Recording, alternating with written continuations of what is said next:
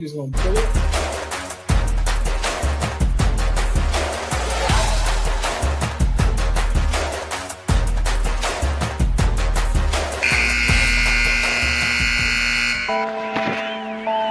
Pick up the blitz, flag is thrown. There's your first down and a lot more for Demaryius Thomas. Swing and a shot by Freeman. Deep into the night. Back-to-back homers for the Braves. Blake Griffin will turn. Shoot a three for the win. Foul. They go. They got the big win. They go.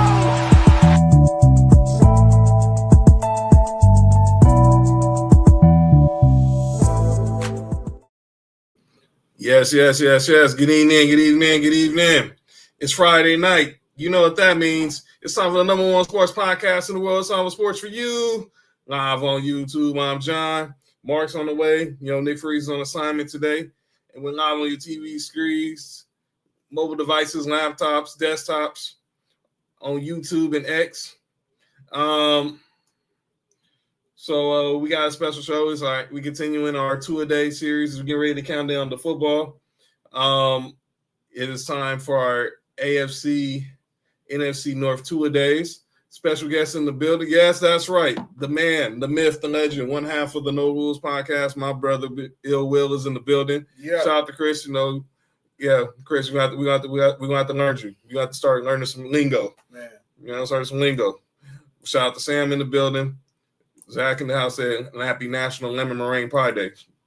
You still eat lemon meringue pie? Nigga, I ain't never ate no damn lemon meringue pie. Me either. But we got some special guests coming through. It's gonna be a fun show tonight. So we got our first two guests here that's backstage. These are my brothers, of course. Sports4U's partnered up with the Culture Clash Network, and this was the man who started that partnership with us. He's 1/4 of the Humble Roses podcast, 1/3 of the March with Mike's Wrestling podcast, battle rapper extraordinaire, straight out of Ohio, the Aquamarine Ninja himself.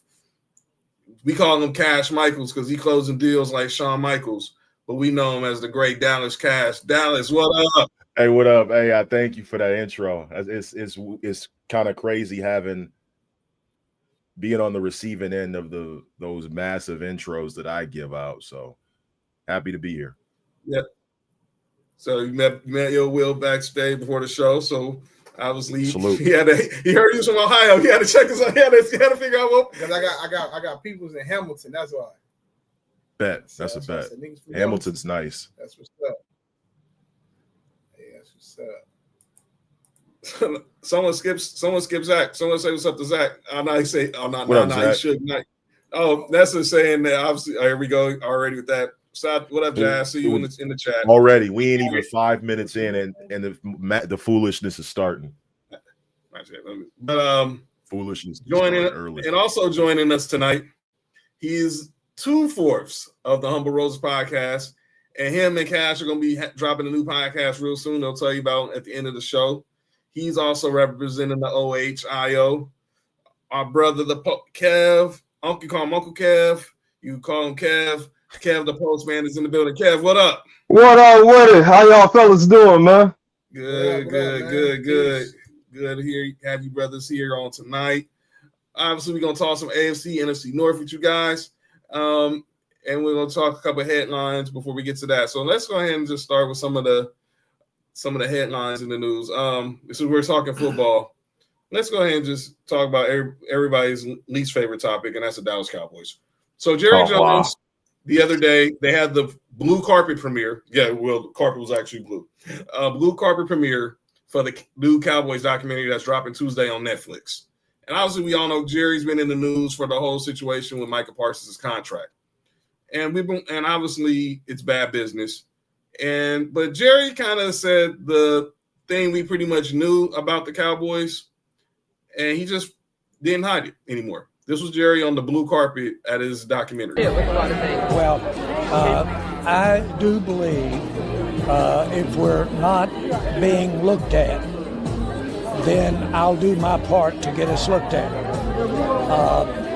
The beautiful thing for networks or, if you will, streaming companies is that The NFL is a 365-day-a-year interest factor. A lot of programming, you have to spend as much to make it, to promote it, as you do to make it. The Cowboys are a soap opera 365 The days. streaming will begin When it gets slow, momentarily. I'll stir it up. Please take your And seats. so it's wonderful to have the great athletes, have the great players. But there's something more there. There's sizzle, there's emotion, and if you will, there's controversy. That controversy is good stuff in terms of keeping and having people's attention. So Jerry pretty much said what we all know. Cowboys like the drama, and he just feeds into it. I'll start with you, Will, because obviously you being a Niners fan, you obviously dealt with all the Cowboy rivalry for throughout the years. You got on the Prime shirt. I'm glad I wore this. First of all, what do you make of how Jerry's handling the whole situation with Micah Parsons? And then what's your reaction to what he said about they do drama? They're basically embracing that they're a soap opera. I mean, I think, honestly, to answer that in the whole, I just think that's just what it is. I got some homies that are Cowboy fans, and even they said, they just be like, man, Cowboys, they don't think is kind of like winning wise or competitive, like relative, kind of relevant as far as being a good team and stuff like that. They got names, so I don't follow the Cowboys, but to hear Cowboy fans say this is their way to be talked about, I'm like, all right, man, I get it. So yeah, man, I just think is basically what he's saying. It's the drama for him. What you think, Kev? Man, why do they got to start every year with the same BS? It's like Jerry Jones keeps getting closer and closer to the grave, and we got to hear more and more drama, man. Like, I don't understand. Like, I'm not a Cowboys fan. I don't get the hype. Y'all ain't won nothing since Power Rangers been out. All right, so I don't get the hype. I don't get the hype about it. You know what I'm saying? Like, you know what I'm saying? I'm watching Primetime Son, quarterback for this team, you know what I'm saying? And we still talking about the Cowboys. But, you know what I'm saying? Hey, Cowboys gonna Cowboys. You know what I'm saying? They in the same boat as the Browns. That's all I gotta say. Cash? I was not named Dallas because of the Cowboys. It was. No, I was named Dallas because it was a name that ran through our family. And I have family down in Texas. Okay. The last time the Cowboys won anything, Tupac was alive. Yeah, that should tell you where the fuck we're at now. Okay. Jerry Jones is the Vince McMahon of the Dallas Cowboys. And back during the Jim Crow era, we seen basically what kind of dude he was. Now, the reason why God ain't put him on a t-shirt yet is probably because he knows that Jerry Jones is going to run this team into the ground. From the way that the stadium was built, with the lighting being in the faces of the players, and they can't see the damn field, and he don't care about that. All he cares about is clout and money. He is a disgrace to the Cowboys organization. And the day Jerry Jones dies, that's when things will turn around for the Cowboys organization. But at this point, he has ran this organization into the ground. All he cares about is drama. I'm saying, when I say he's the Vince McMahon of the Dallas Cowboys, all he cares about is ratings, clout, headlines. You had Denzel Washington calling him out. We had Denzel Washington snapping the training day. He cooking. I got you there because I'm going there next. But let's bring on the fourth person to our panel. That you're going the right direction. You're going the right direction. That's exactly where we're going next. Ladies and gentlemen, representing the NFC, representing the Bears, Team NBS Media, the HR of Sports4U. Welcome back to the show. It's been a long time overdue. Christy Love. Slay, what up? What up, y'all? How y'all doing? Hey. Doing good. Of the humble Salute to the Period. It's the Bears, period. I'm going to start off by saying this. I have the Bears going to the wild card. We're going to be in the playoffs this year. That's the bare minimum for me. They got the talent. They got the talent. See We got the coach. what you did. We got I the see what coach. you did there. I see what you did there. Okay. I see what you did there. So Slay, real quick. Yeah. We're gonna get to in Dallas. Why do you call me Slay? Because I can. Hey, being that I if they know, they know, but I do. You heard about how you been feeling about Jerry and this whole Micah Parsons drama, and him basically saying they like being the young and the restless of football. You asking me that? Yes, you. Oh, Hey, yes, you. what was the question? Yes, about Dallas. So Jerry was on the blue carpet of this documentary that's coming out on Netflix next week, and he pretty much Okay. said they do drama. They like being a soap opera, Oh, I'm not surprised. and he pretty much said that he's going to do whatever it takes to make sure their name is out there no matter what. What you They- make of that? Good or bad? Of course, Fat will enter the chat as soon as Christy enters. Period. Bear the fuck down. But that drama is crazy. Good or bad, they're gonna be in the media, they're gonna be an outlet, whatever. It don't matter what circumstances it is. I think that's sad. In my opinion. So Cash pretty much hinted where I wanted to go next. So we got, there's a lot of famous people who are Cowboys fans. LeBron James claimed he was at one time, Allen Iverson, Jamie Foxx. But one of the most famous ones is the GOAT Who? Michael Jordan? of acting. Oh, I was gonna say Jordan. LeBron. Cowboys fan. Uh-oh. He said who? She said LeBron. Nope. That is What the you talking great about? Denzel Washington.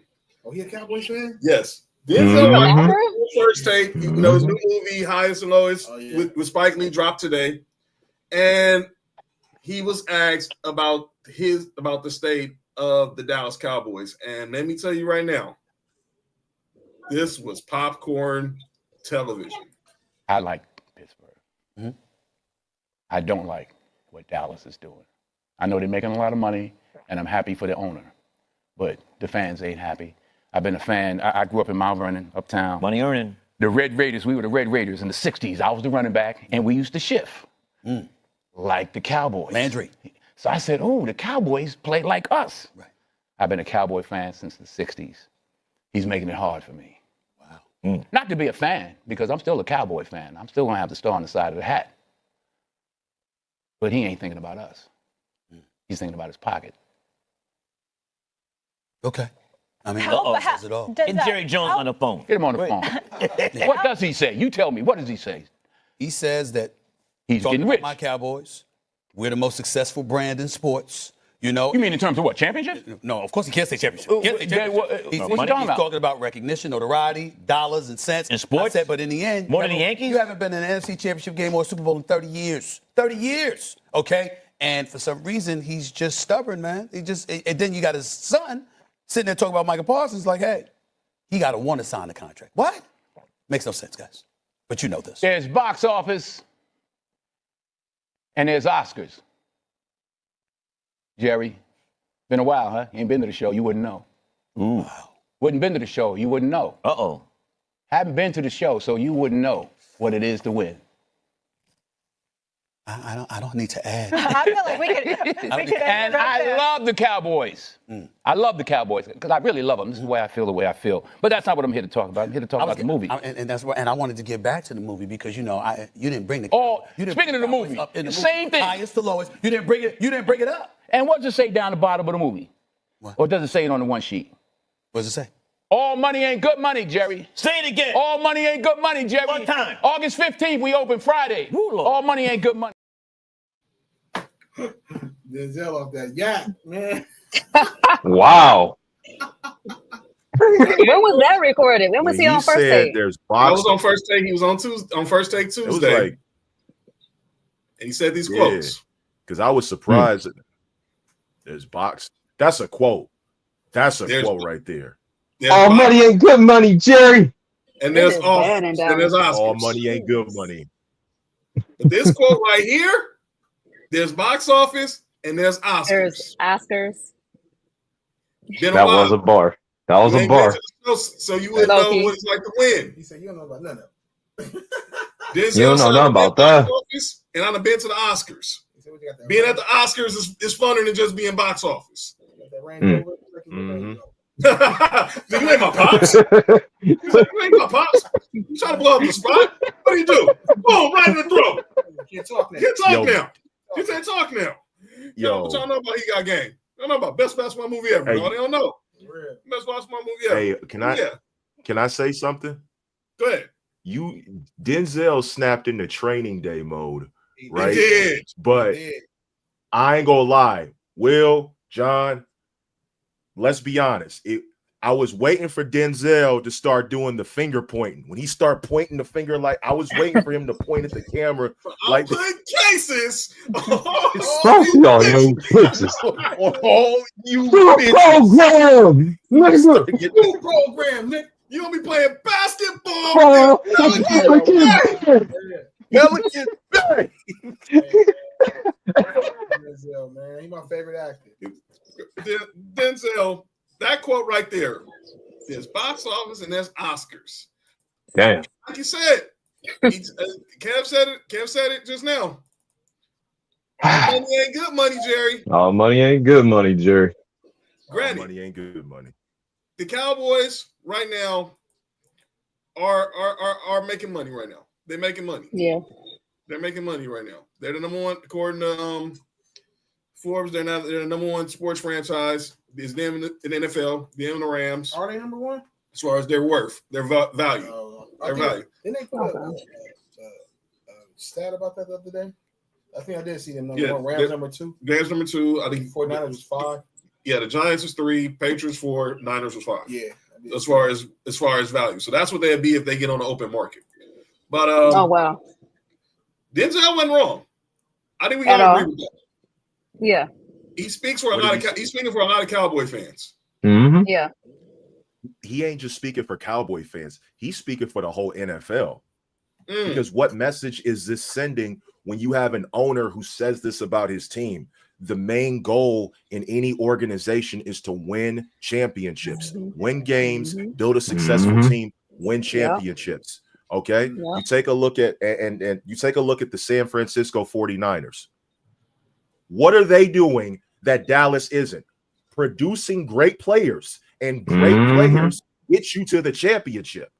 Okay. When was the last Niners Super Bowl appearance? Not too long ago, right? 2 years. Well, not last year. The year before last.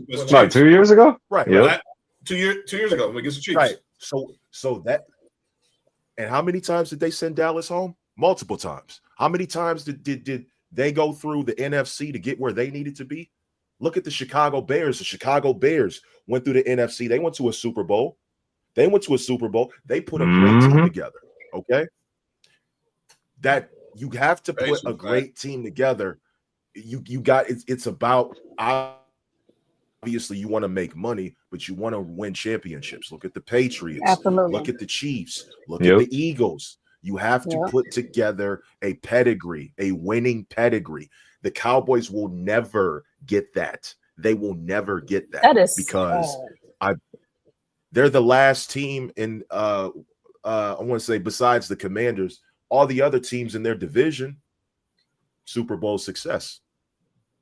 Now, Cowboys have not had every team down the NFC East has made it to Championship Sunday since '95. Yeah, and here's the thing: the last time the Cowboys were in the Super Bowl, it was a whole nother century. They made it to the Championship Sunday. It was a whole. The Cowboys have not been to a Super Bowl in the 21st century. I tried to tell y'all, man. A whole century that went by. I was a kid when last time they went to a damn Super Bowl, bro. We all was. Pac was alive. Pac was alive. That is crazy. I wrote this shit a long time ago. A long time ago. Never go. Be the realest shit I ever wrote back in 94. 94. Yeah, so but we on to talk about that. Now we move on to some other topics before we get to the two-a-days. Let's stick in the NFL because these topics are interesting. Okay. NFL they're under some hot water right now. Oh shit! Y'all saw this story? The Nevada Supreme Court ruled in favor of John Gruden in his appeal against the NFL. That means not Chucky. That means Gruden will get discovery in his day in court, alleging that Roger Goodell and the NFL improperly leaked his emails leading to his firing from the Raiders. Now, y'all talking about these emails between him and the former Commanders GM Bruce Allen, which he made some racial, homophobic references, but he's saying they use that as the way to get Dan Snyder out of ownership from the Washington Commanders. But out of all the emails on there, y'all focused on his. Now, I'm not condoning what John Gruden did. That was heinous. But he got a point. I guarantee he wasn't the only one on them emails. What did the email say? He made some racial references about DeMaurice Smith. He was basically saying the NFL shouldn't have forced the Rams to draft Michael Sam and stuff like that. It was very gay, right? Yeah. Oh, so he was just saying some wild shit. He was out there wilding. If you look up the emails, Don Van Natta has a story on ESPN.com. Y'all can read about it. The emails are out there. But his point was, what he did was wrong, and he's not, and obviously he can't run from it. But how is he the only one that escaped, that is getting caught in the crossfire? If you go on that email list, he probably wasn't the only head coach or GM that was saying the same stuff. That's his point. The next story, as far as NFL litigation, and this is a good story, is with Brian Flores. We all remember Brian Flores, the former coach of the Dolphins. Now he's a D coordinator for the Vikings. The NFL can now be put on trial over civil claims that Brian Flores and other black coaches face discrimination. A federal appeals court ruled Thursday, finding insubordinate flaws with the league's arbitration process that would permit Roger Goodell to serve as the arbitrator. Basically saying, okay, that there's going to be Roger Goodell can't just serve as judge, jury, and execution. That's an unfair process. And then when it comes to black coaches and minority coaches and minorities trying to get head coaching jobs and GM jobs, they're basically doing Mickey Mouse interviews. They're sham interviews because they pretty much know who they want to hire. Last coaching cycle, only one black coach got hired, and that was Aaron Glenn. Yeah, that same email. That's how they got Dan Snyder, JB. It was them same emails. So I'm going to start with you, Cash. What do you make of, obviously, they both got cases. So I'm going to ask you, what do you think happens with John Gruden and Brian Flores? Money comes into play because money makes the world go round, and money will make a lot of shit go away. I personally don't think that with the John Gruden situation that somebody's eventually going to start leaking information, and then it's going to be a domino effect. This is just the first piece of the puzzle, especially with Brian Flores. There were a bunch of black coaches that deserved head coaching jobs, but you ever notice that? Let me give one example, actually. Lovie Smith, he faced so much scrutiny as a coach that anything that the Bears did, that loss was on him. People, and this is not to downplay, but when Rex Grossman is shitting the bed in the biggest game of your life and you're blaming the coach, I got to bring up all this shit, man. Damn. Sorry, Chris. Devin Hester get. Hey, it reminds me of that RDC World sketch where he was like, "Yo, nigga, come on, Cash. This is not hooping across the top." Oh, come on, Cash. See, he fucked up when he started with the Rex Grossman. With that's all. This dude, he got blamed for a bunch of shit. Kev, what you think? Kev, what you think? And we go to Christy. Then we're gonna go to Christy. With John Gruden, he's gonna be coaching real soon. That shit's coming. I wouldn't be shocked if this motherfucker pops up within the next 2 years on somebody's radar.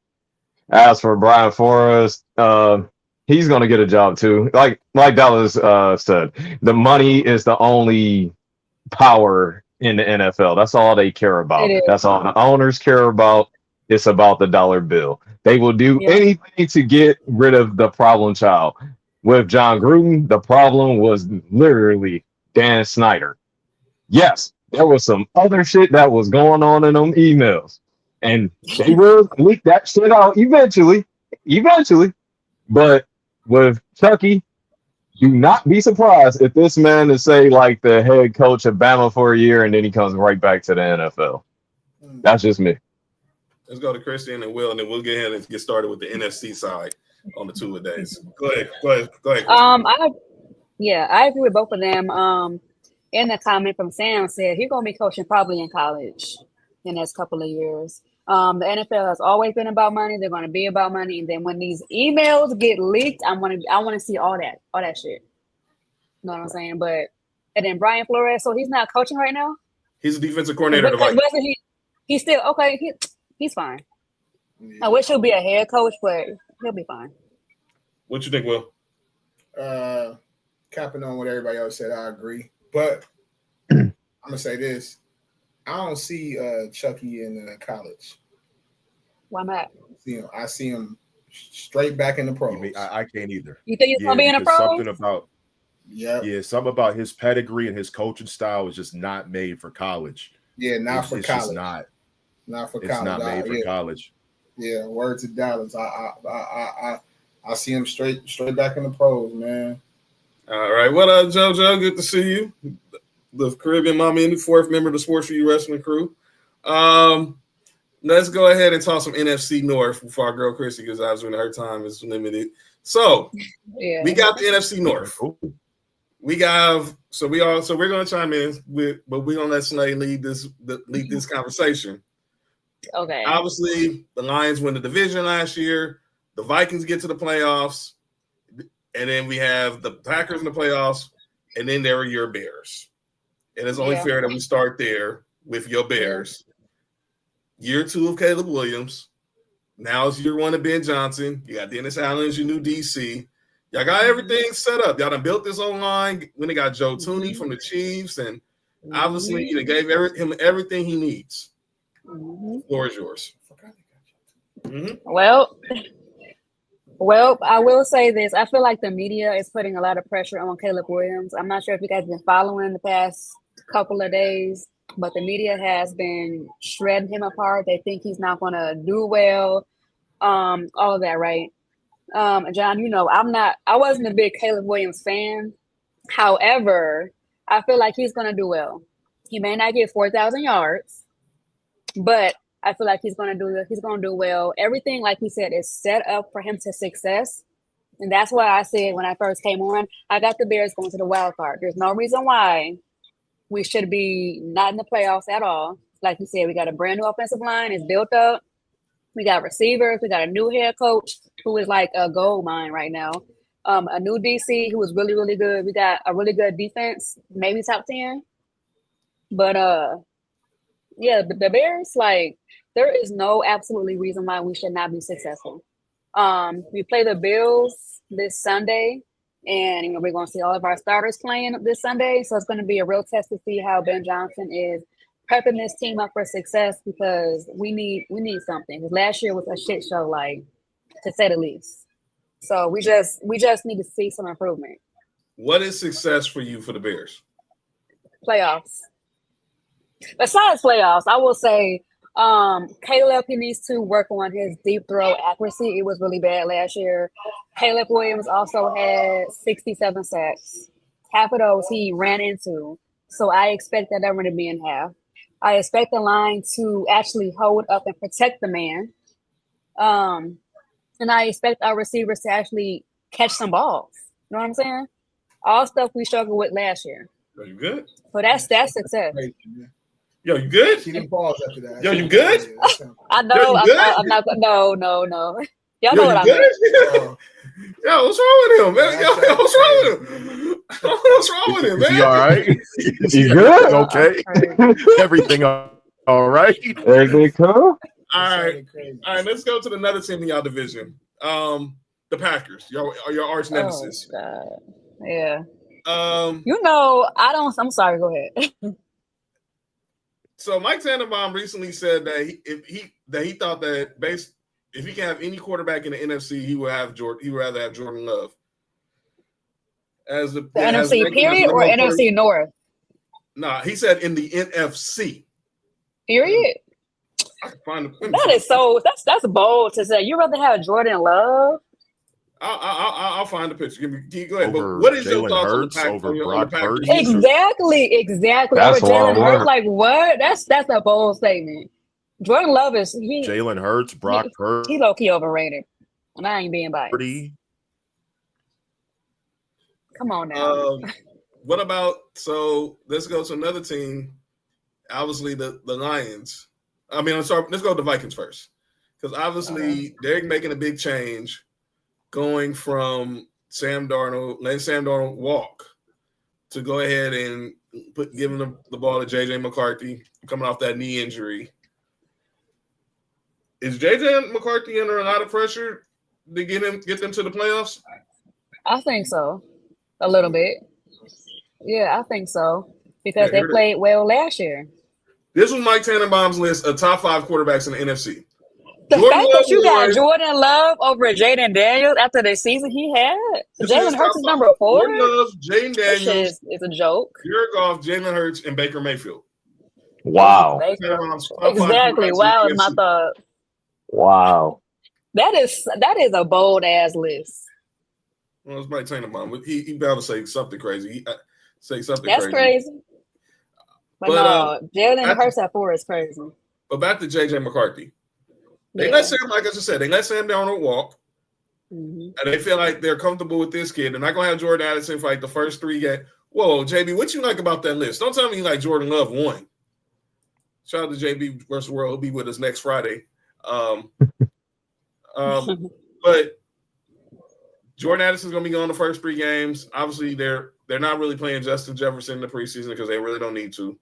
But clearly, everything's going to live or die with J.J. McCarthy. Do you think he can be better than Sam Darnold, or did they make a mistake and should have just gave him a year to finally understand what the NFL game is like? I would have probably gave him a year coming off that injury, in my opinion, but that's just me. Get his feet wet. You know what I'm saying? What do you think? I would have brought Sam Darnold back, but look, I'm not overpaying. You're not overpaying for Sam Darnold. And let's be real, they weren't going to overpay for. What did he get paid? Didn't he go to Seattle? I think he got 3 years, $100 million from Seattle. I forget, like 60 something, probably guaranteed. So pretty much we're in like a 2-year deal, probably. But if they really that high on JJ McCarthy, it's not. I understand why they did it. Paco, what up? Paco gonna join us in a minute. Paco gonna join us in a minute when we start talking about the AFC North. We have another Browns fan here with Kev. So let's go to. Oh, that's what I'm talking about. Let's go to the team that won the division, the Lions. And that's Detroit Lions. Clearly a disappointment. They get the best record in the NFC East. NFC conference. NFC, yeah. And they run into Jaden Daniels in the divisional. I wasn't expecting that. After the Lions was out here beating teams by like 40 points. You know what I'm saying? I didn't believe it either. So, obviously, they're going to have a lot of changes because, one, no Ben Johnson. Yeah, they were back up. Because he's coaching your Bears. Oh, boy. And potential Shador. We're going to talk about Shador in a minute. Hey, shout out to Shador. He did his thing, period. And if you hating on him, you hate football. Okay, sorry. I understand. You're not alone. Okay. So,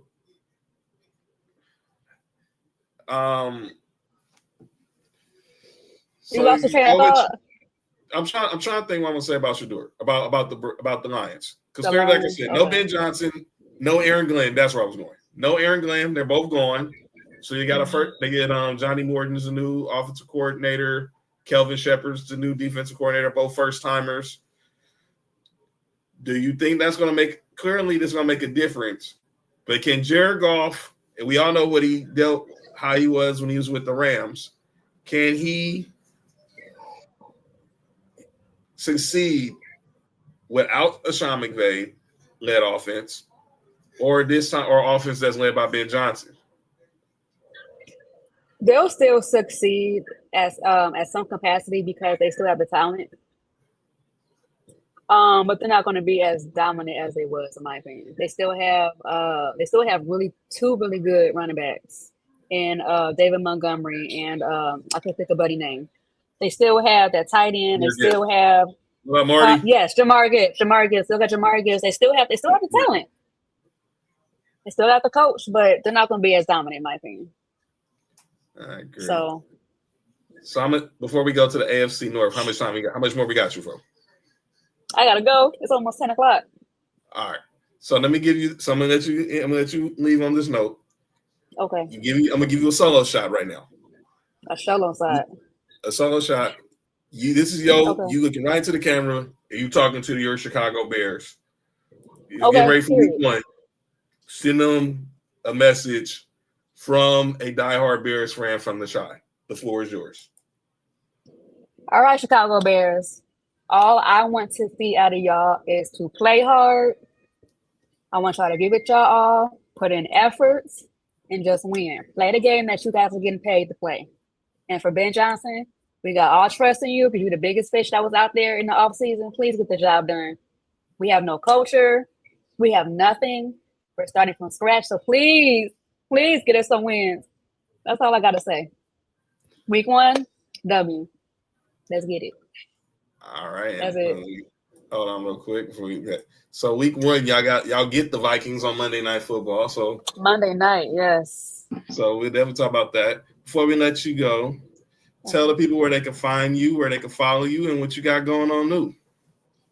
Okay, you guys can follow me on Twitter at I am Christy Love. You can follow me on Instagram at I am Christy Love. I'm on TikTok at Christy Love Sports. This Sunday, I'll be on TikTok Live doing like a watch with me because the Bears play on Sunday Night Football against the Bills.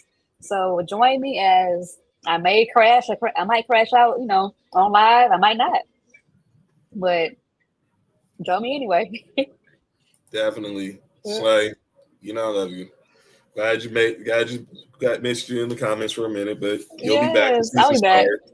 You'll be back in the season start because we gotta have you on for the picks. And obviously, make sure you got your calendar set for the 26th because you know what's going down that day. It's draft day. So the 26th of August? Or yes. Oh, y'all didn't tell me the draft date. We're not doing it on September. We got something else planned. About that. Y'all didn't tell me the draft date. So August 26th. It's on the app. It's on the app. But definitely. Okay. But definitely. I'm glad you said something. Okay. No, September 26th is gonna be something different that day. It's gonna be on live on the show. Yeah, we're gonna do it live on the show. I don't know. No, we're gonna yeah. Well, September 26th was the birthday of the greatest American of all time. Oh, okay. Excuse me. Oh, okay, that's hate. But yeah. That Okay, so Cody's gonna be here, and he's gonna be on with us Tuesday. He's gonna be serving as our guest analyst for the fantasy football draft, and he said y'all get it. Okay, Cody, we'll see you. But Christy, we know we got to get to mommy duties. We will talk to you soon. Thank you for joining us and giving us your perspective on the Chicago Bears. Absolutely. And the NFC North. Talk to y'all later. All right. All right now. Peace. All right. Let's go ahead and get into some more topics when we head into the North in the next couple minutes. Where I want to go. Let's go. Here we go. All right. Let's go to this list of the top 10 coaches in sports history according to the Instagram, this account on Instagram. And it's all for all the major sports, football, college football, and it included pro and college. They got Scotty Thurman, an all-time coach, Scotty Bowman, an all-time coach of Canadians 10. Casey Stengel, who was the manager of the Yankees back in the old days. Andy Reid at 9. Andy Reid 8. Red Auerbach 7. Lombardi 6. Nick Saban 5. John Wooden 4. Phil Jackson 3. Coach K, fuck Duke. Number 2. And number 1, they got Bill Belichick. Oh, wow. As the greatest coach of all sports history. And you said Nick Saban was 5? That's it. There's a list right there, Kev. Right here. Nick Saban is number 5. All right. Say less. Man, get the fuck out. What you think, Kev? Well, what you thinking, Kev? All right. Now, forgive me. I get that Coach K brought a lot to Duke, but like anybody that's ever watched college basketball, I can't fucking stand Duke. The only thing good about Duke was Kyrie Irving. Shout out to Kyrie. You helped help bring the city a chip. So none but love for Kyrie. But fuck that list. You keep that shit because they forgetting about one guy. And I'm kind of sad that they forgot about this guy. Who was they forgetting? They forgot about a coach named Paul Brown. Yeah, he won a lot of championships back in his day. Yeah, even though they're not the NFL championships, they the AFL. But yeah, plenty of them. That's crazy that Paul Brown don't get mentioned, but it's cool. Like I said, I ain't fucking with that list no way, so it's all good. What you think, dude? Cash, what you think about this list? Let me see who's on it. Okay. Andy Reid. Andy Reid over. Oh well, okay, yeah, I can see that one. Red Auerbach. Where's Bob Knight? No respect, man. No Bob Knight. No. Where the fuck is Bob Knight? No. Whoa. Yeah, Dean Smith. Whoa. Fucking Whoa. Where the fuck is Bob? Yeah. Bobby Knight. Okay, so he needs to crawl out of his grave and throw a fucking chair at this list because. Hey man, quit trying to bring a dead man to get his La Parka home, man. Hey, man. At one point, Bob Knight was the winningest coach in college basketball history, but then he got surpassed. But he deserves to be on there. And I guess Bobby Hurley should be on this list as well. I mean, fuck him. 26. Really? Yeah. Hey man, that's what we're doing. I ain't even gonna hold you. I fucking can't stand Duke. I can't stand. Somebody from Duke should even be on this list. I get Coach K why Coach K's there. And let's be clear, Coach K actually for longevity. Yes. Coach K deserves to be on. I know. I hate Duke. I hate. You know what it is. It's NC. It's UNC over here. Hey, ain't no Bill Walsh on that list though. No, Walsh ain't there either. Nah, there's a lot of cats that ain't on there, man. Yeah, these lists, man. Get out my face. Yeah. So, John, all you want to do is give us lists with rage bait, man. You just trying to get? No. I just wanted to see. Cause I thought this list was crazy, but we do got some more. I'm waiting. Which one? You talking to Mark? Let's see. I want to give Mark's thoughts on the signing of James Cook, but let's go to another story that me, Kev, and Josh probably we didn't discuss it on Sports4U Wrestling or on Humble Roses. I know JT and Mimi discussed it last night on Marshall Mike's. And that is the UFC is now going to be moving from ESPN to Paramount. It is officially the new home. Is going to be this Paramount Plus CBS are going to now be the exclusive home for the UFC starting in 2026. Okay. They did put out a statement. And I just says this: that Paramount Global has secured the exclusive USA media rights for the UFC events for a 7-year deal valued at $7.7 billion starting in 2026. All 43 annual UFC live events will stream on Paramount Plus with select marquee fights simulcast on CBS. This agreement eliminates the traditional pay-per-view model, providing access to events without additional fees. The moment the Sheik said that fights on DAZN were going to start being added into the subscription, I thought from that moment that was the death of pay-per-view. And look what Marty Fly just said. And who got the plug on the fire stick? Because they tripping with these AFL red zone price. Yo, Marty, you ain't lying, brother. This shit getting crazy. You ain't lying. Yeah. Don't even let's be talk about showing the whole UFC. fucking games.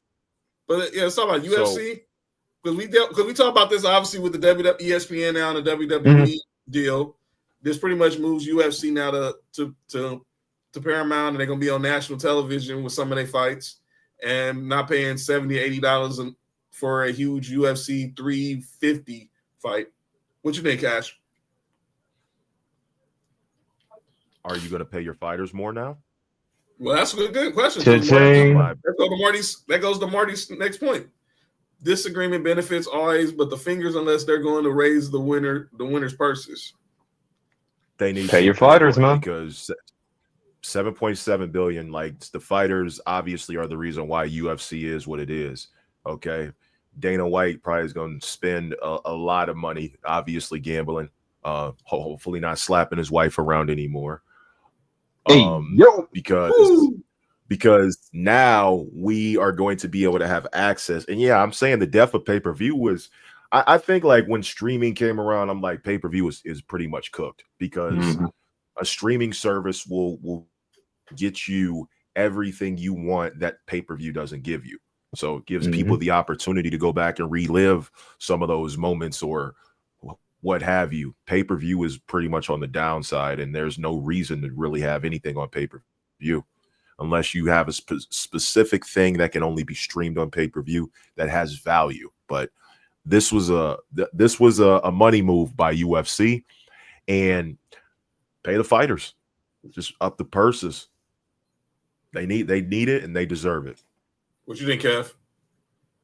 Well, eventually, shit just gonna start, phasing out. Like, I know some of the elderly who still have, Dish and, DirecTV, and I was scrolling through, and they're still paying for, pay-per-view events, $70, $80 for events.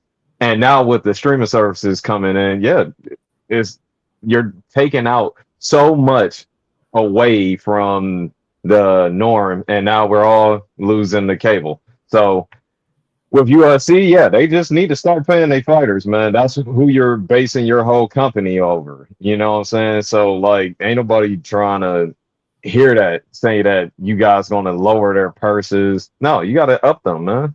That's how you're gonna get these people to keep coming. You're gonna get these streaming services, and you're gonna keep having that shit. So for me, I'm with D. Fighters, man. You gotta have to start paying them some crazy contracts, man. Will, you got any thoughts on this? UFC? Pay the fighters, man. Pretty much. That's it. Pay the fighters. Pay the fighters. Pay what you owe. Pay what you owe. Thanks, man. Pay me. All right. So here's the final topic we're gonna talk about before we get to the AFC North. And the NBA schedule was released. So I'm going to just show y'all some of the marquee games that we got to talk about that we can just to keep your calendar ready for you. So opening week in the NBA is going to be up because obviously this is going to be the return of the NBA on NBC. Oh, is it? Yes, this is where it starts. Round ball rock, baby. Starting October 21st, when on banner night for the OKC Thunder, they welcome Kevin Durant and the Houston Rockets. That is petty. Hey, that is petty as hell, dude. Hold on. KD about to give him 40. That's what they doing. Yeah, that's what they're doing. You need to tell me they gonna raise a banner Right in front of KD. They gonna raise a banner in front of Kevin Durant, and he giving him 40. I'm calling it. And then I got my Lakers against LeBron and Steph one last time, probably for the last few times. That'll be the second game on NBC and Peacock. Then we got Cavs Knicks on ESPN on that Wednesday. Then we get the top two picks, Cooper Flag versus Dylan Harper and Wemby and the Spurs. Then we got OKC. We got the finals rematch is in the first week of the season. Thunder versus Pacers. That shows you how low they feel about the Pacers, knowing they're getting them the fuck up out of here. Knowing up Tyrese Halliburton, they're not going to be the same team. Mm-hmm. That's going to be a wrap. That's a wrap. And then you got Nuggets Warriors. So then finally the debut of basketball on Prime Video, Celtics Knicks, and then we get the Warriors. Then we get the Wolves and the Los Angeles Lakers. Other games to note about. Peacock gets its first exclusive. They get the Cavs and the Pistons, followed by the Timberwolves and the Nuggets. And then let's get to the obviously what everyone loves to do on Christmas. Watch sports. So I'm gonna give you Christmas Day is gonna be lit. Look at this Christmas Day schedule. We got the Cavs and Knicks. We got that's gonna be good. Spurs, Mavs, Warriors, Rockets, Lakers. We get KD and Bron for the last time probably on Christmas, and we got Wolves versus the Nuggets. But Christmas is going to be even insaner because you know why? We got NFL and NBA on Christmas for the second straight year. Look at this schedule. Shout out to you, JoJo. Wow. Look at this. Wake up. For you guys, it's going to be at noontime, but over here with me and Will on the West, it's going to be 9 a.m. You start with Cavs and Knicks. The hour after that, you got the Cowboys and the Commanders. 90 minutes later, you got Spurs and Thunder. 2 hours after that, you got Lions Vikings. 30 minutes after that, by the way, the Cowboys, Commanders, and the Lions Vikings games will be on Netflix. Then you got, and all the NBA games are on ESPN ABC. You got Mavs Warriors. Then you go to the nighttime. You got my Lakers versus the Rockets. And then look at this one. They got a digger boy. 15 minutes later, Broncos Chiefs on Amazon. Damn, they do you like that? Broncos Chiefs on Christmas night on Prime Video. Damn. That's like football. They tearing your heart, man. They tearing your heart apart. I'm gonna be between regular TV and Prime Video, and then the nightcap Wolves and the Nuggets. And someone said that the NBA should have just forfeited Christmas because the NFL. No, when has less sports been a bad thing? Tell me what. Like, hey, if they doing basketball, I need that NBA on NBC theme back. They need to bring that. They back. are. Oh, they bringing that back. Okay. Matter of fact, John Tester's actually dropped a new album called Basketball. Yeah. Oh yeah, I like that. Okay.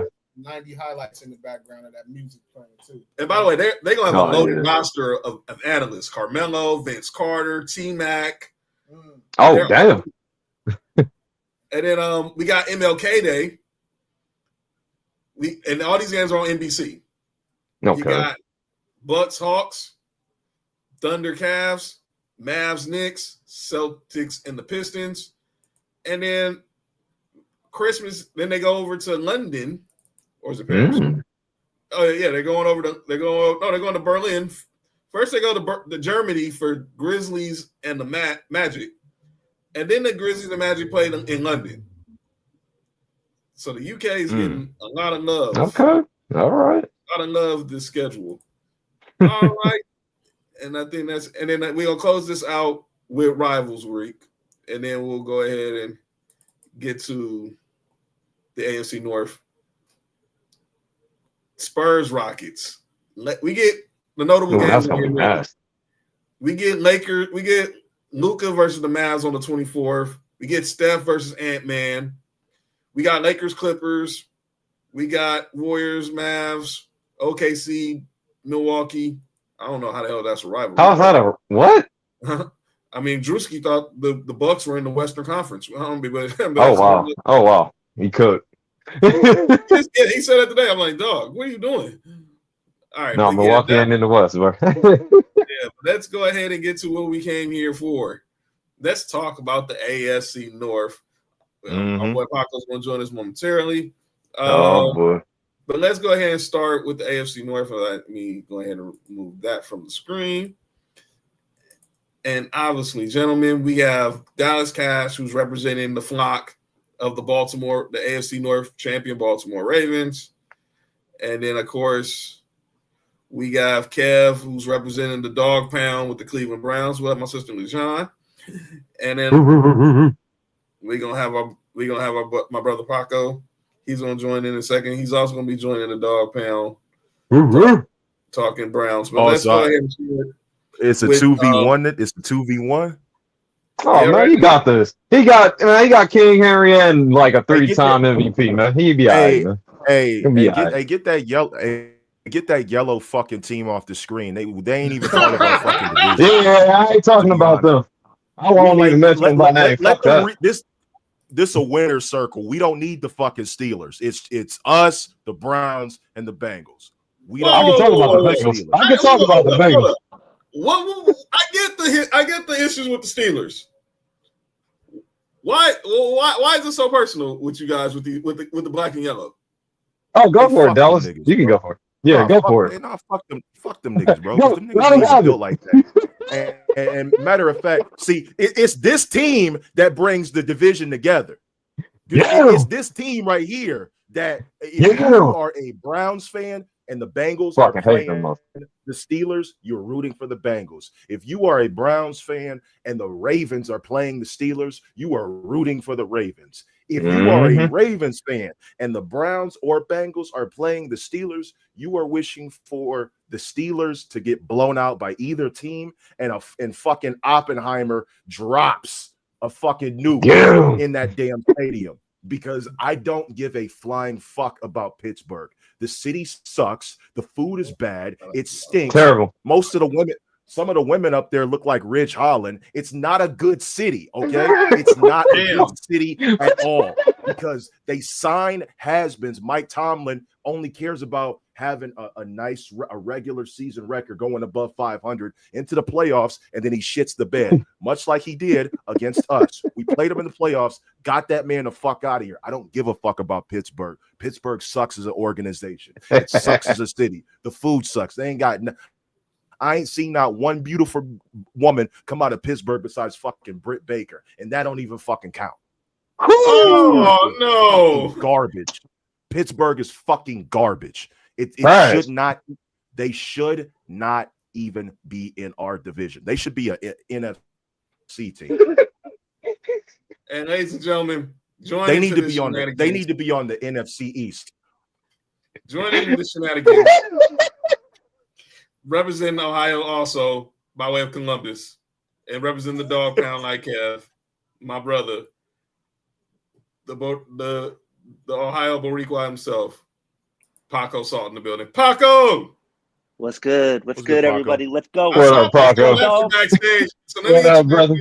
That's Dallas Cash, and my boy Kev, the Postman, of course, from the Humble Roses podcast. The CCN family's in the house. For sure. What's up, everybody? You got your Browns gear on. Kev got his Browns gear on. I assume you share the same sentiment about the team right here in black and yellow as our brother Dallas Cash does, Paco. I co-sign that. It's valid. There you go. I don't even have an argument about it. Fuck Pittsburgh. Ain't nobody. Fuck them motherfuckers. This logo right next to me. That's I'm cool. I'm cool on that shit. Yeah. All right. So let's go ahead, because we're going to save y'all two teams for last. So let's talk about the other team that's not represented tonight. And that's the other team that's in the state of Ohio, and that's Cincinnati. The last 2 years, we know how powerful their offense is. Mm-hmm. They finally got the quarterback they need in Joe Burrow. Draft T. Higgins that same draft. And then the next year you get Jamar Chase. You get Trey Hendrickson from New Orleans. Obviously, they got the whole situation with Shamar Stewart resolved, which pretty much everybody figured they were. So I'm going to start with you, Kev. What do you expect from the Bengals? Because you guys play these dudes twice a year, every year. Well, they're gonna bring the offense. It seems like Joe Burrow and Jamar Chase is they already cooking on. They already on 100. Like if you saw the preseason game, they already ready, man. They ready for the regular season. But is that defense gonna come up? Is that defense gonna be there? Because I don't know if Torrey Hendrickson is still got like a contract dispute or whatever. But last year they was terrible. Like I said, Joe put up MVP numbers, and if he had a damn defense, they would have made the playoffs. Now I see them motherfuckers twice every year. The offense is they gonna light motherfuckers up. I'm sorry, it is what it is. Him and Chase and Higgins, they ain't no joke. But that defense gonna be their death nail. If that defense don't tighten the fuck up, they gonna be exactly where the fuck they was at last year. Watching the shit with my eyes. What about you, Paco? What you think about Cincinnati? Their defense is horrible. I don't. But Right. I think anybody can burn their defensive backs. I mean, I don't even know the names of the defensive backs. That's how it just seems like it's a JV defense. And I'm not talking JV. I'm talking JV. Yes, high school. Like they just get cooked. Can you guys name one defensive back on the Bengals that's known? The last one I remember is Eli Apple, and that was a long Say time. that dude's name. Don't Oh, say sorry. that dude's name. I can't say Eli Apple. My bad. That dude's trash. Don't say Eli sorry. Apple. That's the last one I can think Say of, that bro. dude's name. That dude's trash. Mr. I mean, Blender. Michael Mr. Bryson. Blender. That, Yeah. Between every time he guards somebody. I really wish applesauce. Mark was here right now. I don't know where he's at. But it's either him My bad. or Levi Wallace that's in the running for. I thought Jesse Bates went to Atlanta. Levi Wallace is trash. We had him in Denver last year. Levi? No. And y'all saw what y'all did to him on that Monday night game, Paco. They put this dude on Jerry Jeudy. Jerry Jeudy was like, "Oh, I'm in Denver." Yeah. Fuck that motherfucker. Like, God. y'all gonna put, I come back to Denver, and y'all gonna put this dude on me? He was like, Hey, Jameis. man. He was like, Jameis, go. He was like, Jameis, go. Hey, man, that's an old state great, man. Go Bucks, man. Ohio State, Go yes. Ohio State, yes. NFL, garbage. Let's be real. Ohio State got him in the NFL. He was a top 10 pick. And I knew that dude was cooked the moment his mama dropped him off at training camp. God, come on. All right, damn. My bad, John. My bad. Trash, man. I'm not Eli Apple trash, but Levi Wallace, Yeah. man. I'm like, Sean Payton, what we doing, dude? Grant Joseph, you gonna really put this dude on Jerry Jeudy? It was a Jerry Jeudy revenge. I already knew it was a Jerry Jeudy revenge game, but y'all gonna put Levi Wallace out because we didn't have Riley Moss. I'm like, all right, okay. I don't know why they just didn't put Surtain on him, but that's a whole nother conversation. But obviously, I'll go to Illwell and then we'll go to Dallas. What you think about the Bengals? Offense, fire. Defense. Yeah, fire. Yeah. The guard. Yeah, dumpster fire. Yeah. I mean, but I think honestly, I got no disrespect to y'all Brown fans, but I got them winning their division. I do. Listen, for the year that Joe was in and Chase to come out in that first preseason game that was a statement. And everybody know how they season ended last year. So, you know me, I'm just, if we ain't talking about, you know, my team, I'm just all for the game players. Like I think they can pull off, you know, their division. They look like they're ready. They look like they're ready, man. And the only thing is just gonna be the defense. Like you said, you can't name nobody on the defense. Hey, didn't somebody got correct me if I'm wrong, did they have a linebacker that they lost or something? I don't know if that's a linebacker. They obviously Trey Hendrickson they're still trying to figure out the contract. Oh, okay. Yeah, okay. He's holding out for a new contract. He's like, he got 1 year left. He wants a new extension, but they're not budging right now. Yeah. And we all know what happened with Shamar Stewart, their first round pick. He with them though right now, right? He signed. He signed. Yeah. He signed. He didn't like some of the language in the contract. He was thinking about going back to Texas A&M, but it's not as easy as he thought. Young man, you got to get a waiver. You signed an agent. So they got it. Is what it is. Yeah. You got back? He's back. Okay. Dallas, what you think about the Bengals? I like them. I think they're our second toughest opponent. Only because I feel like with the Bengals, we seem to get away with murder every time we play them. And records do not matter in the AFC North. That's why I say our division is the toughest, because we've lost to Cleveland numerous times when we were supposed to win, and they've dominated us on the run defense. And because of that, we had to make adjustments to it. Now, the alteration with the Bengals is they're in a funny spot right now because they're still in the phase of winning now, but they're trying to figure it out. So this division is, if I could compare it, the AFC North is the Big Ten of the NFL. It is literally the Big Ten of the NFL if we want to compare it to that, just for the hard-nosed style of play that all three teams have. And with that, obviously I'm leaving out Pittsburgh, but with that, this is the division where when we look at Cincinnati and we look at their offense, we got to find a way to get Joe Burrow out of the game. We take Joe Burrow out of the game, the rest of the game becomes a cinch to us. So while I am happy to play the Bengals and I'm looking forward to it, they're not the team that I'm worried most about. All right. And let's go to the two guys team at the bottom of the screen who are both repping for the dog pound. All right, Kev, Paco. I want to know what Kev's going to say because all right. Oh, because let me set you guys up. I've been ready. Obviously, the Browns had a bad year last year. We all know the Deshaun Watson situation is a disaster. Obviously, you guys brought Flacco back to try to restore some type of have some adult in that QB room. Yep. Obviously with Kenny Pickett, and then obviously drafting Dylan Gabriel and Shador. We'll get to Shador in a second. But let's focus on the current state of the franchise. Signed Myles Garrett. Yep. Obviously to a new deal. Yep. And obviously, like I said, you brought back Flacco. You traded. You had the number 2 pick. Everyone thought it was just I think y'all were going to take Travis Hunter, but y'all trade down and with Jacksonville and get their one next year. Yeah, I'm with it. Graham is killing it. Let's start off first with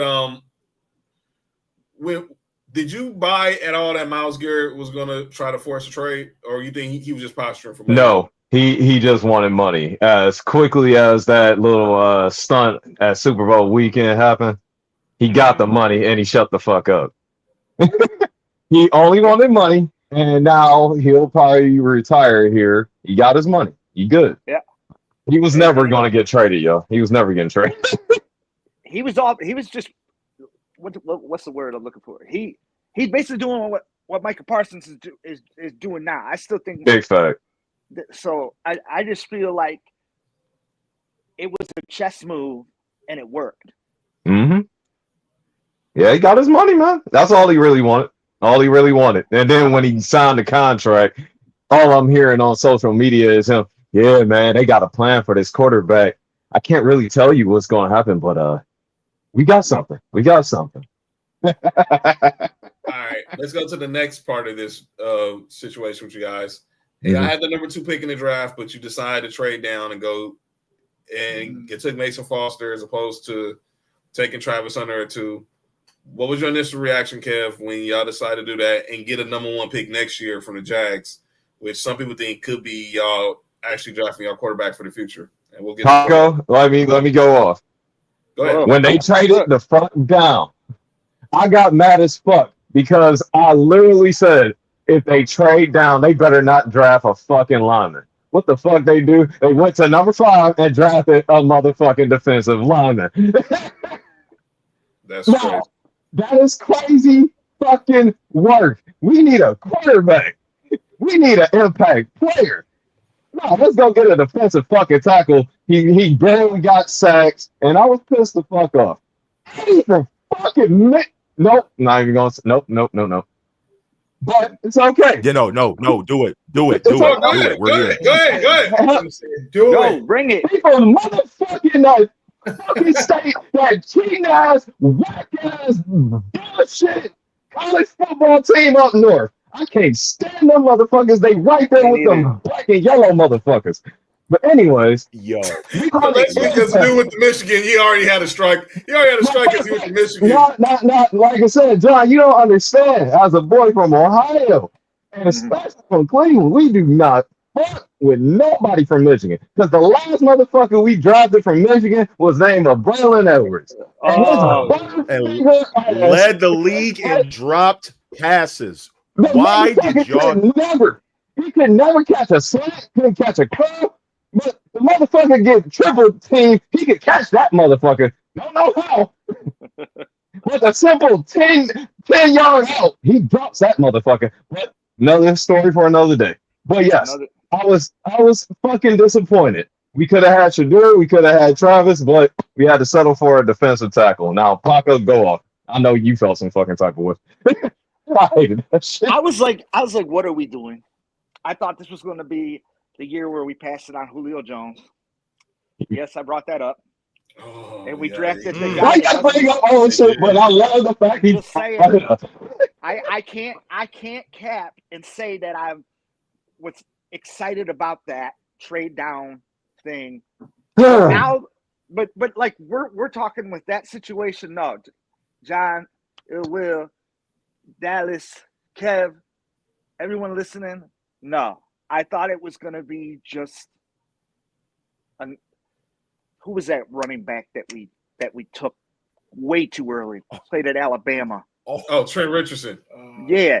Trent Richardson. Yeah. I thought like the next pick we were gonna like when we traded down. I thought we were gonna like a I know who we got. I know who we got. Yeah, we got Mason Graham. Yeah, I never knew I would did that doing this podcast and stuff. I would come across two Browns fans. Hey, Dan, and seeing y'all faces pretty much, it's kind of crazy because Paco is saying everything Cam's thinking, and it's vice versa also. It's a bad relationship. It's an abusive relationship being a Browns fan. This is what John Cena was talking about. Let me ask you this, because obviously we're all around the same age. So, what was y'all reaction when they moved to this guy's team, became this guy's team in the right-hand corner? Paco, you want to go off? Go. When the Browns left, when Art Mordell took them to Baltimore, what was y'all? Go ahead, Paco. You have that one. I'll let you have that one. Go for it. I see what's going on here. I don't want to talk about on here, and you ain't shit for that one. You ain't shit for that one. Go have it. He's heard this for about 20 years. Go for it. First of all, I'm going to say this. I don't know if Dallas is going to be cool with me after He's going to be cool. He's going to be fine. That was our championship. Mm-hmm. Go ahead.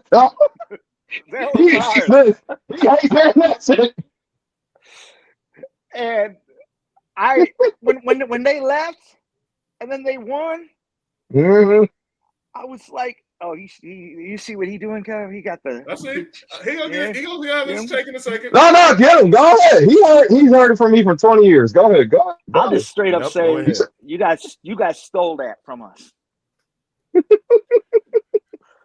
We stole that from you. We stole that from you. Oh boy. That's what you gonna say to me. I got a coworker. Every time I ask him that, he be like, I don't want to talk about it, Will. He older dude too. He about 52, Brian. Mm-hmm. How do you feel about that, man? He like, Will, we talk all day about nonsense. But when I ask him that every time, and he from Cleveland. Mm-hmm. I don't want to talk about it, man. Dang, that's rough. Yeah. And I mean, and the crazy part, we're gonna talk about the West in a couple of weeks. Oh. Got a lot of people in St. Louis. If you ask people in LA, that's what they feel. That's the same way they feel about the greatest show on turf. They feel the same way about the Rams in St. Louis. Oh, yeah. And they went up and they got Marshall Faulk. They traded Jerome Bettis to the Steelers. Yep. Then a few years later, they get Marshall Faulk after Lawrence Phillips flamed out. Isaac Bruce, Torrey Holt. Yeah. Torrey Holt, Isaac Bruce was still there, and the greatest show on turf is born.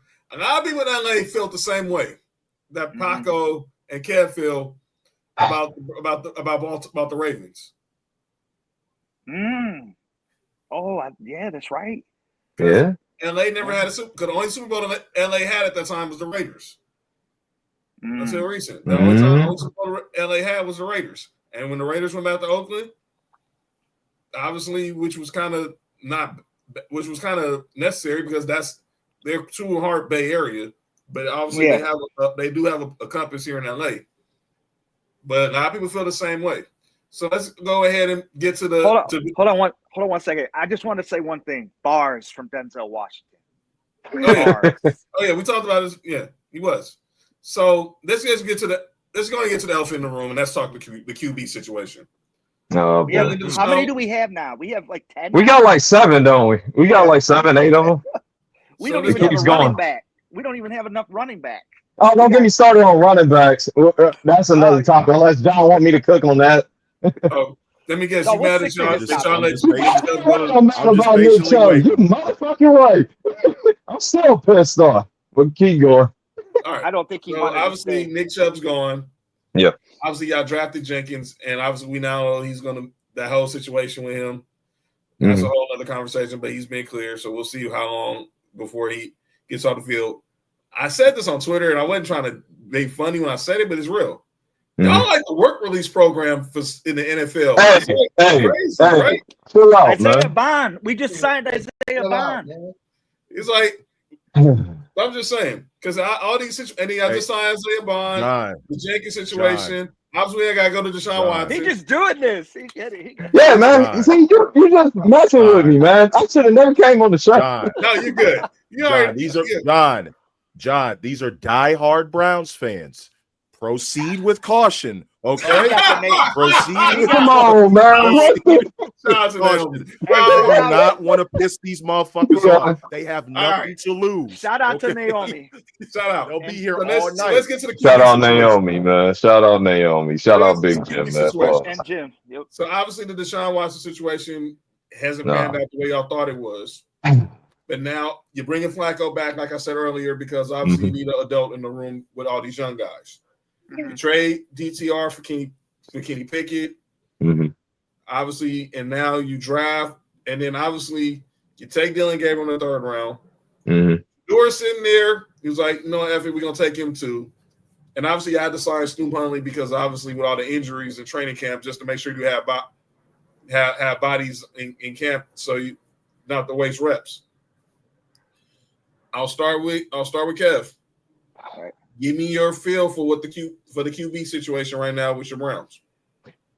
Well, what can I say? It's a fucking joke. We're literally having a competition between a 40-year-old man who had some luck 2 years ago, a guy with smaller hands than my soon-to-be-born toddler. We got Dylan Gabriel, who at least about a good 8 inches taller than. And then we got Primetime's kid. And then we got a former Pro Bowler, Stu Huntley. And we probably going to have to get another damn quarterback. Oh, yeah, I forgot we do have another quarterback. He's too busy staying away from massage parlors. Other than that, the quarterback room is a bit of a mess. Shadura hurt his oblique, kind of ruined.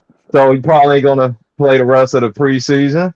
We're going to head in with the old man at quarterback. Hopefully he makes it past, week 4.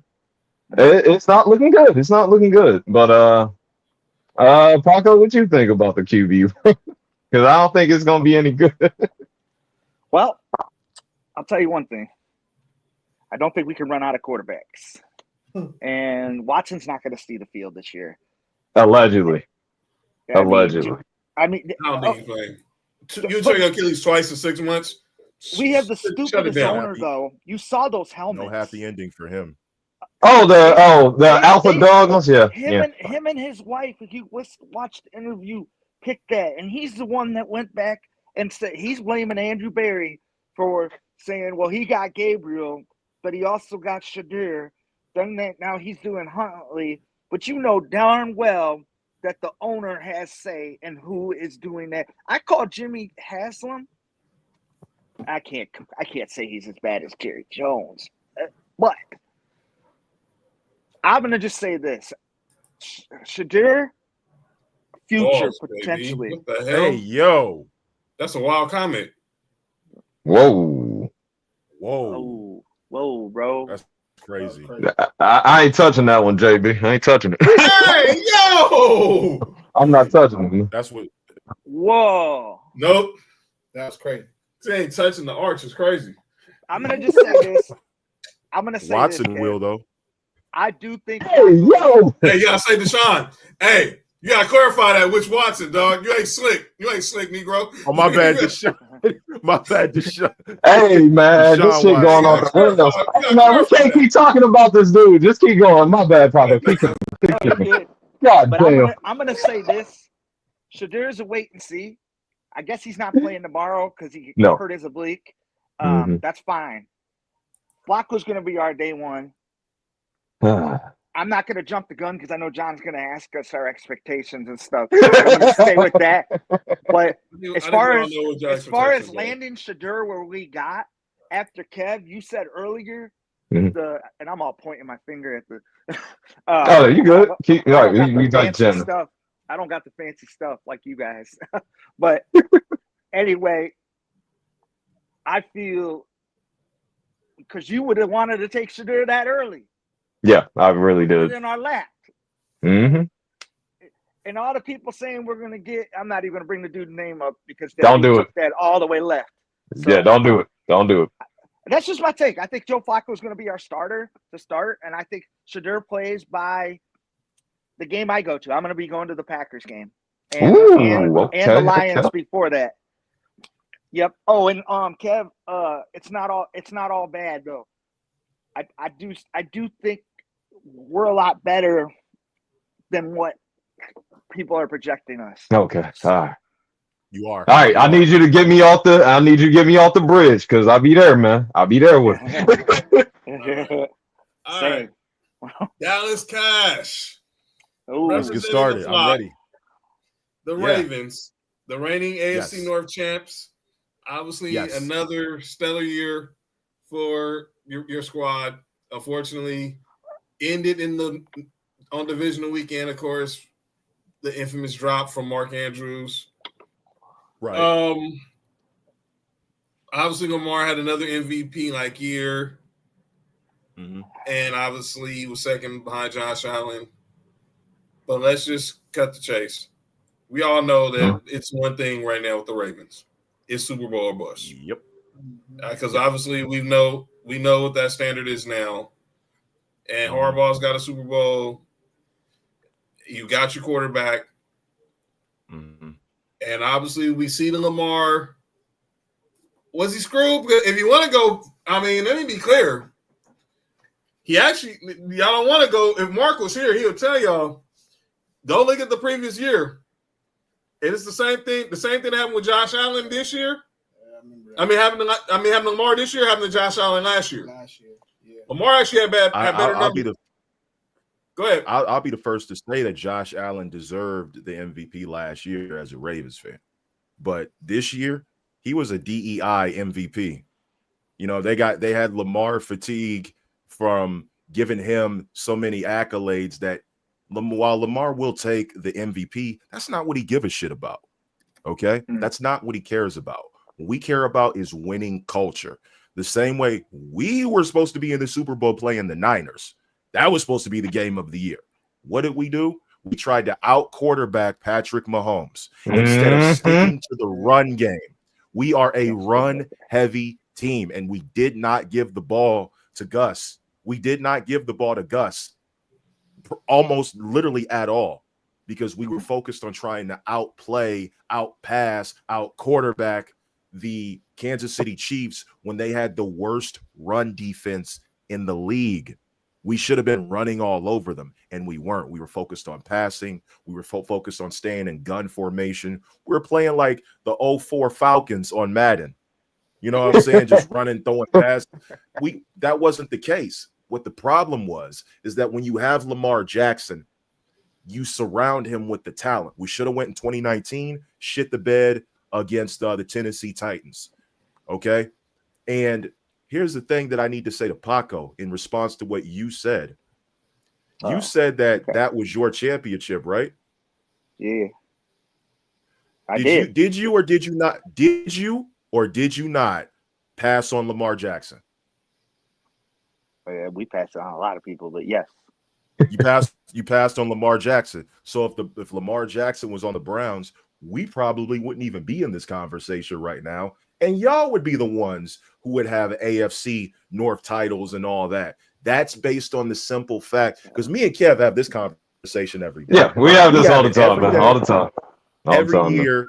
And it's like, you have to understand that the Browns organization is trying to catch lightning in a bottle. And they're trying to build it with their quarterback first and then the rest of the team. And you just can't do that.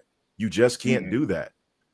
They're literally, the Browns have literally the best talent in the AFC North besides us. The problem is the organization doesn't put the pieces of the puzzle together correctly. I've said that to Kev. I said it should always be us in the divisions. That's the way it should be. But since you motherfuckers don't ever want to fucking, we like freaky ass niggas, man. We want to pay them $230 million. That's what the fuck they like, man. In response, we fucking got murderers. We fucking got fucking Justin Tucker out here.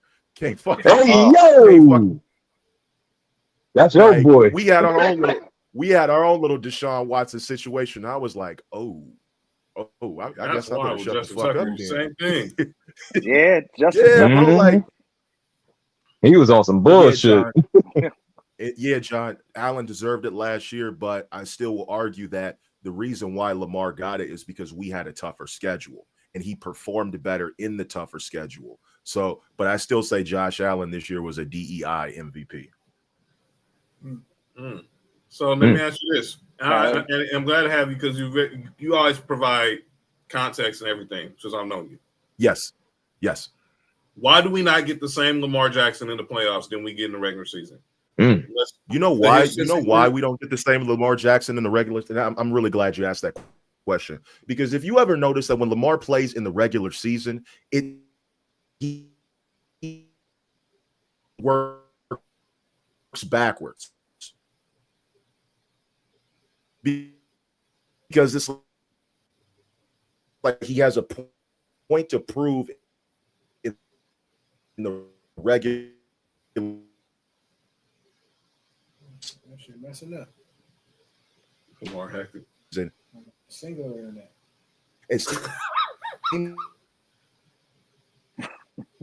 Nah, man, Lamar done had Cash's internet, man. They gonna talk about you. Hey, yo. Should have been me. Single. You know what I'm saying? It seems like so. That's the problem that we're facing. It feels like he's playing for an MVP, and then in the playoffs, it's like he like dwindles down. Him trying to out quarterback his comp.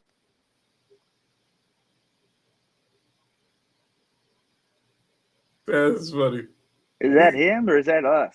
No, that's him. Nah, he just got bad connection. Boost Mobile, man. Yo, come on, man. That's what it said. Fuck the Ravens. That's crazy. All right, Cash. Hold up. They wasn't having it. Hey, man, chill out. Chill out, man. Hey, I just got a text from Lamar. It said, "Nigga, shut the fuck up." hey, listen. They said.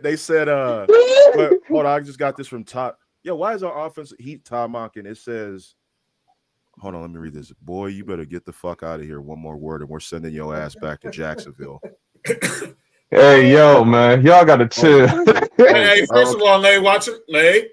First of all, it wasn't my internet. I had a bad laptop, and people can confirm now. Well, so that's what it was. It was the laptop. All right, let me hurry up and get this out. So Lamar basically kind of works backwards. Regular season is like the playoffs to him, and playoffs is like the regular season. But I think it's just because the game planning and the way that they have things arranged, it's just not working.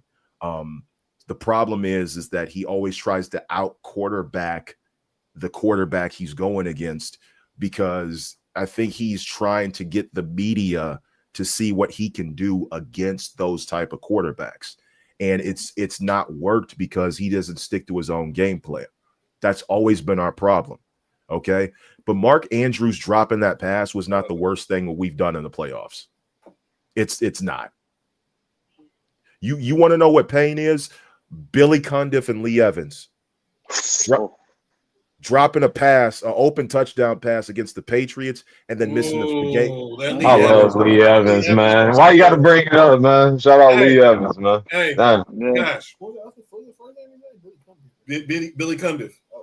No, that's the same way I felt when we played y'all in the playoffs. Raheem Moore. Ooh. Oh, okay. My bad, bro. Sad part was I went to church with his grandmother, dude. His grandmother. Oh.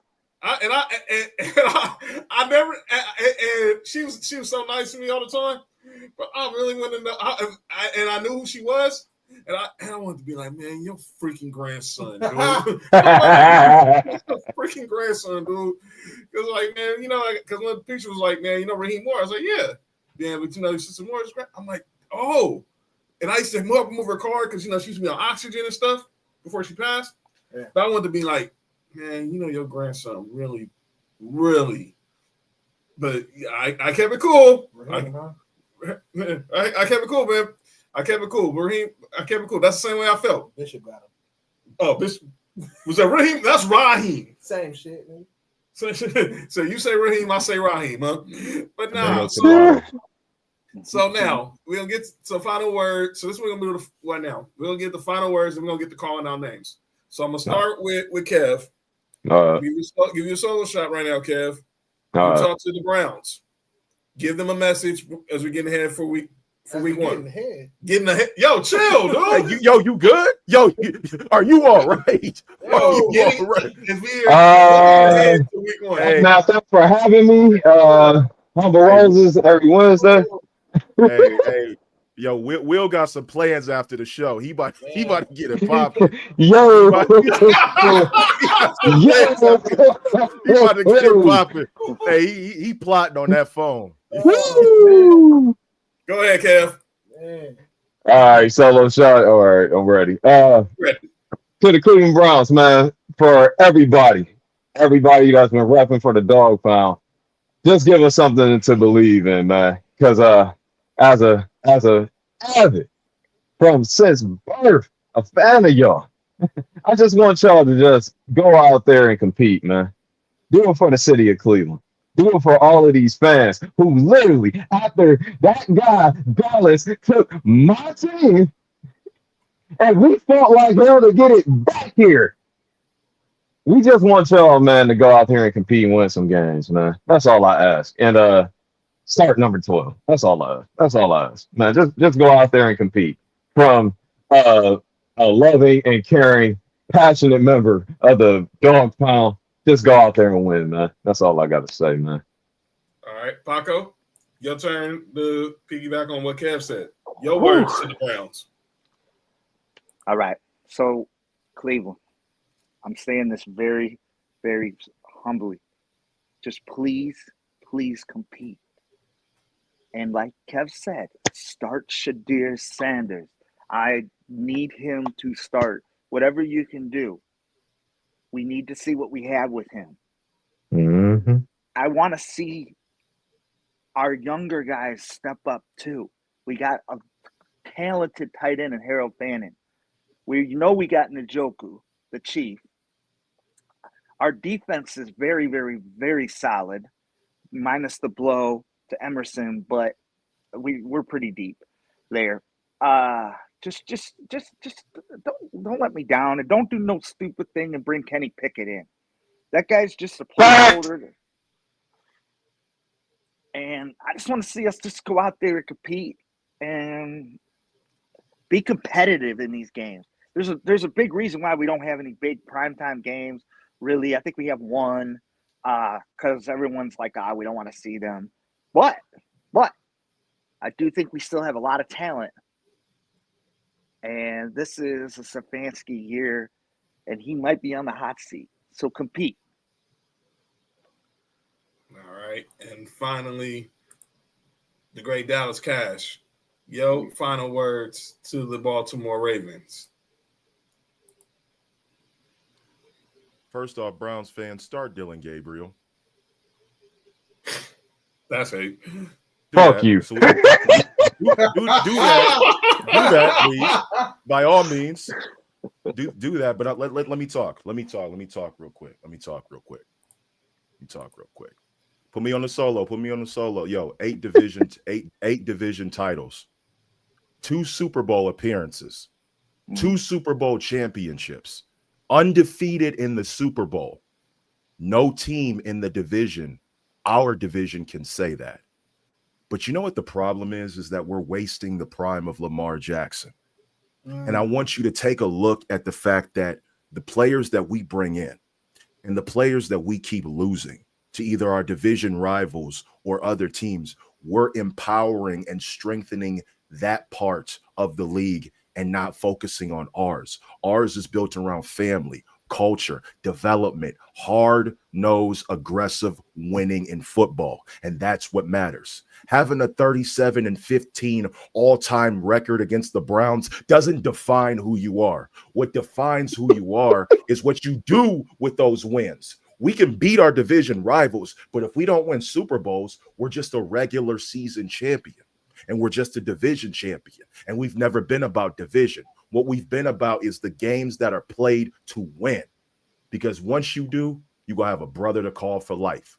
The camaraderie in the Ravens organization is built around family. When we bring in guys like Ed Reed, Ray Lewis, Tony Siragusa, Troy Smith, Terrell Suggs, Ball So Hard University, Jamal Lewis, they take from us because they want to be like us. They want to have what we have. They want to be undefeated in the Super Bowl. They want our players. They want our quarterback. They want our culture. And the more that we keep proving ourselves wrong, we allow ourselves to fall into that cesspool. We need to win games. Not only win games when it matters. Win championships when it matters. We go to the Super Bowl. We win. We beat whatever team is on the other side of the NFC. We hung 33-19 on the San Francisco 49ers on Christmas. It was a statement. Yeah, I said it.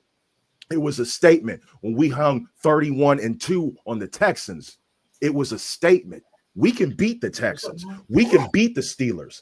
What we need to do is beat the expectations that are put up against us. And we haven't done that in the last 12 years. Now's the time.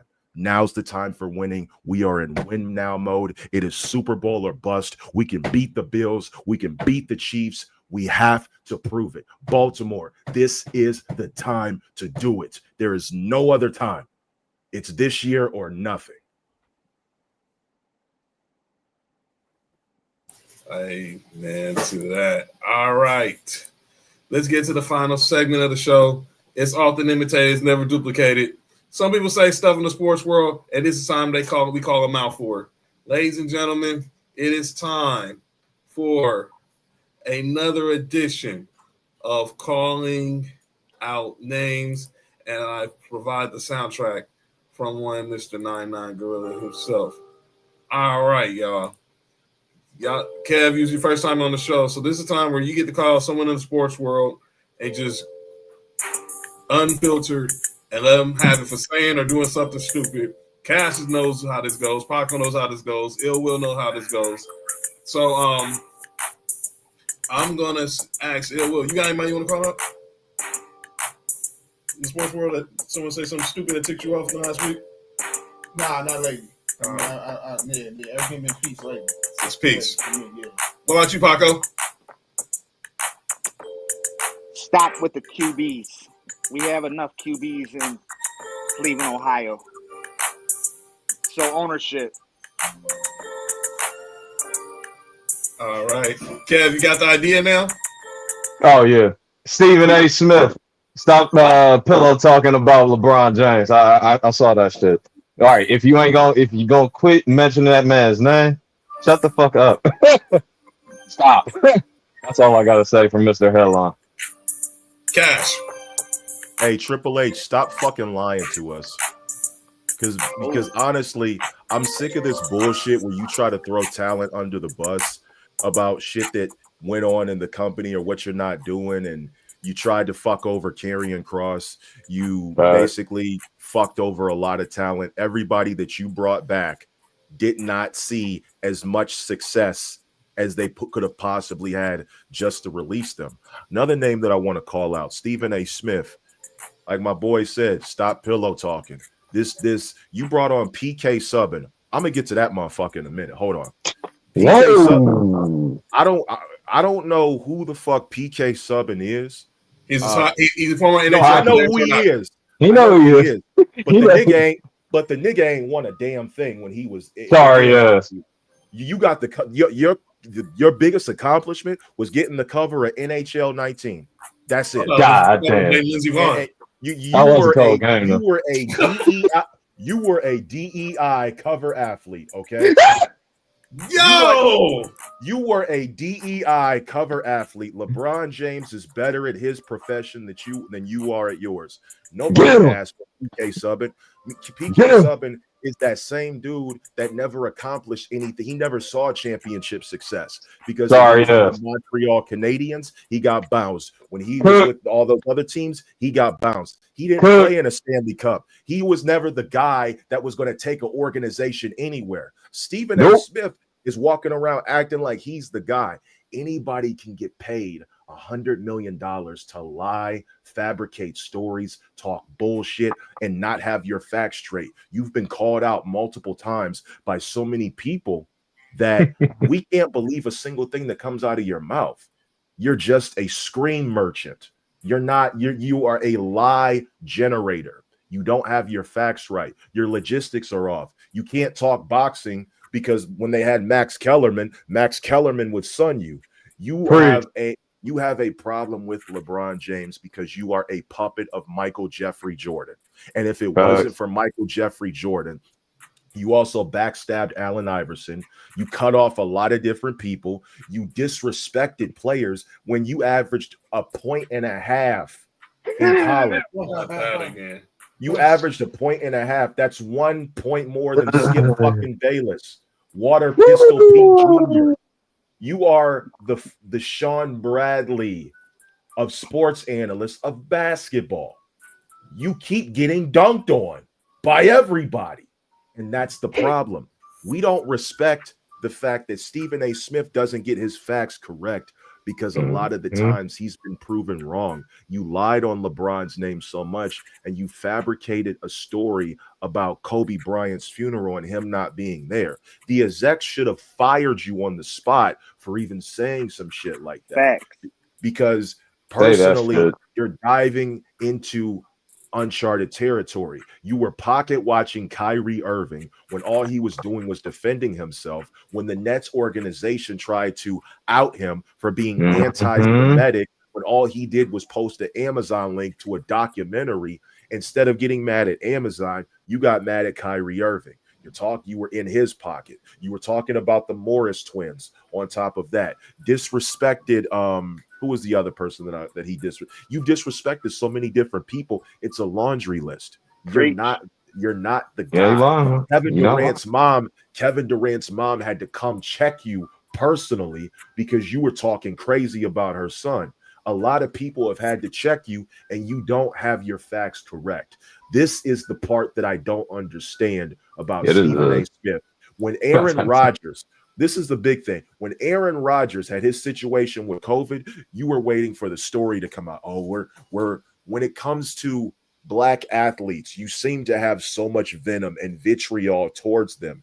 But when the shoe is on the other foot, you tend to shuck and jive a lot because the execs up there, your bosses pay you to be like that. And as a media puppet and as an industry plant, you're not worth any of the money that they're paying you. They're paying you to lie on live television to create ratings. You are a social media analyst. You say things to get reaction because deep down inside, you don't have the fucking balls to get on the court. You sucked as an athlete and you blamed a knee injury for it. There are plenty of people who came back from knee injuries that went on to be great. You spent a lot of time going to colleges, frolicking with the women, not teaching anything about generational wealth or any of that, or about how to be in your position, what type of assets that you need to have to get into journalism. You were not a journalist. You were a loud black cookout competitor, a commentator that used jargon to get across. You disrespected Kwame Brown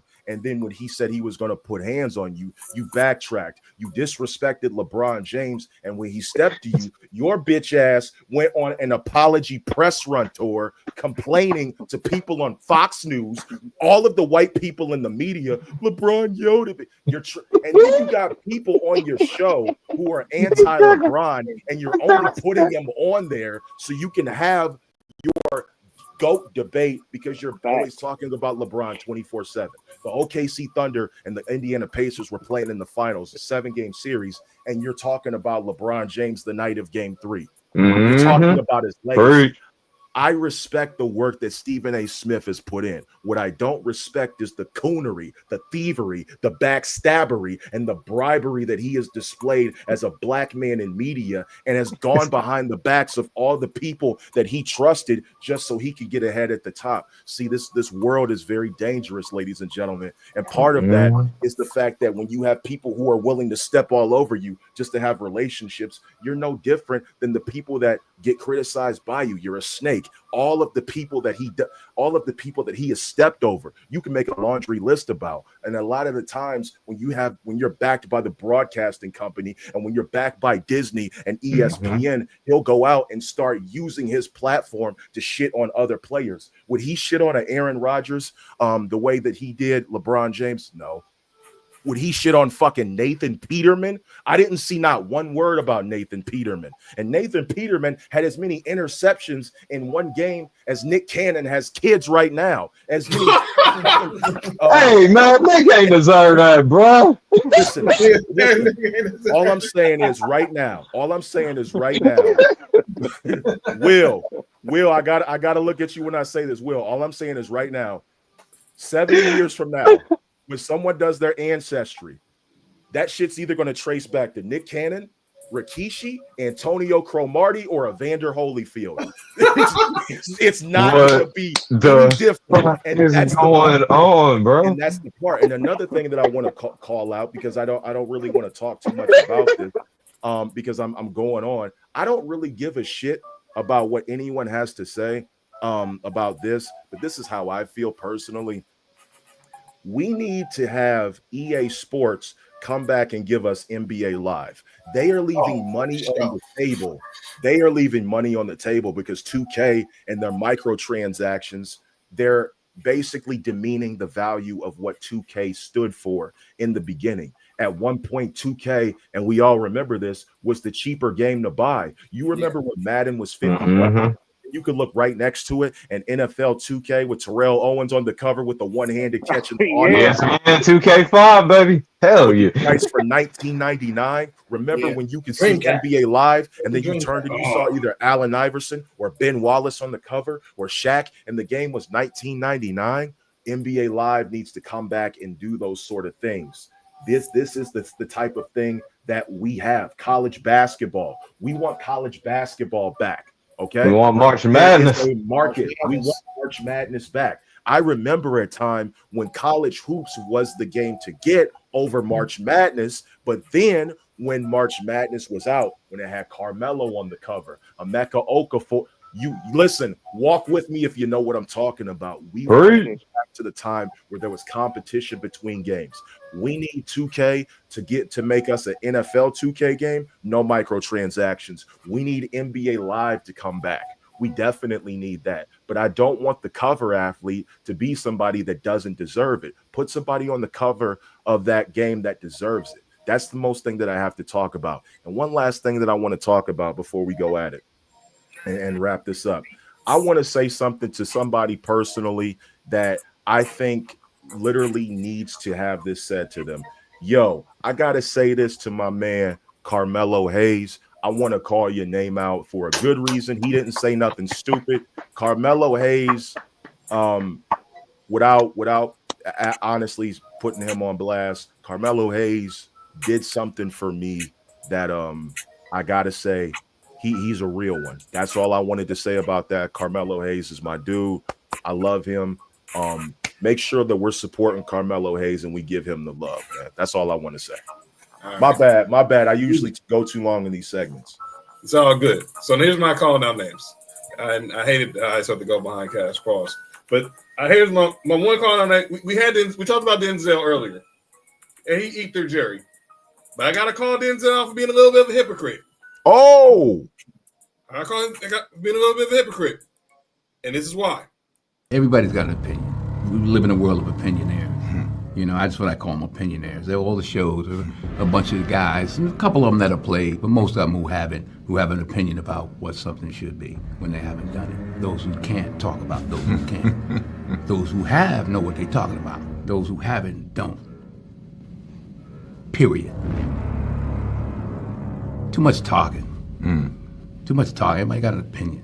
Everybody's sitting around getting fat, you know, thinking they know how to do it. Just because you can sit behind a desk and chit-chat doesn't mean you can do a damn thing. Those are bars. Come get up here with me. Let's find out.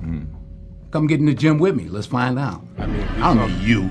We saw you. But, you know, I can throw my hands. I can do it. I can sure do it. I can do it for real. I don't talk about it. Well, let me leave you on some this. Skinny kid, you know, who never played a day in his life, and now he can get back at everybody because he got a mic in his face and show.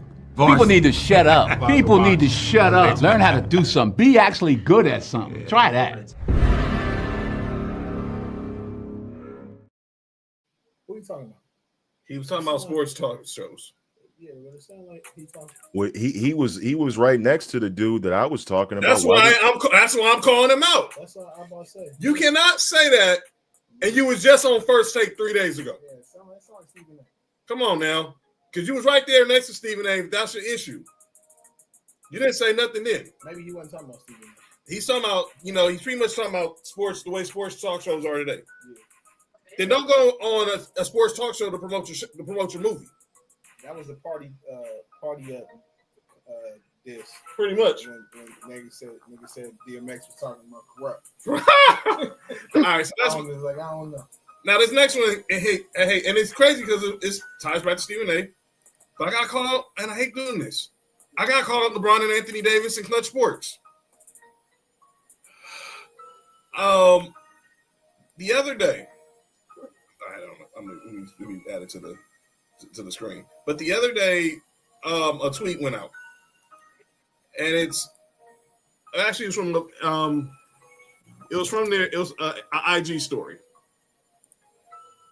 and LeBron and Anthony Davis decided, let's be the Olsen twins of sports. You know what they do? So whoever's running their social media at Clutch, they go and post the same statement on their Instagram story. I mean, what are we doing here? Is this what we doing right now? So that's what we doing. Is becoming the best version of yourself comes with a lot of goodbyes. What are you doing, LeBron? AD? What are we talking about? And they was posted 12 minutes apart. What are we doing? I got LeBron pass on another passive aggressive stuff, but this one really bothered me. Let's just be clear. LeBron and AD did not post this. Whoever's running their social media at Clutch Sports posted this. And they did a sloppy job because obviously, if you wanted to make sure they didn't post it, you sloppy top. I said slop. Yo, relax, dog. You good? Yo. Yeah, listen, man. Nah, it's after hours in Cali, bro. He going downtown. Wow. Hey, what's that Denzel quote? He leaving here with something. I'm leaving here with something. You can't go here and put this tweet out because I get LeBron's done a lot of passive aggressive stuff over the last month, obviously because he didn't like the way because the Lakers didn't go all in the offseason. Obviously, they just resigned. They signed Luka to the new deal. But Mike, come on, man, what are we doing here? You obviously could have left because all you had to do was opt out of your contract. Yeah, you could have opted out. Hey, I'm a Laker fan too, just in case anyone didn't know that. That's my team. And it's great to have two Ohio. But here's the deal. And I'm in it like this. We got to get out of here. You could have opted out, been a free agent, but you picked up the option because I ain't mad. Who's turned down $52 million?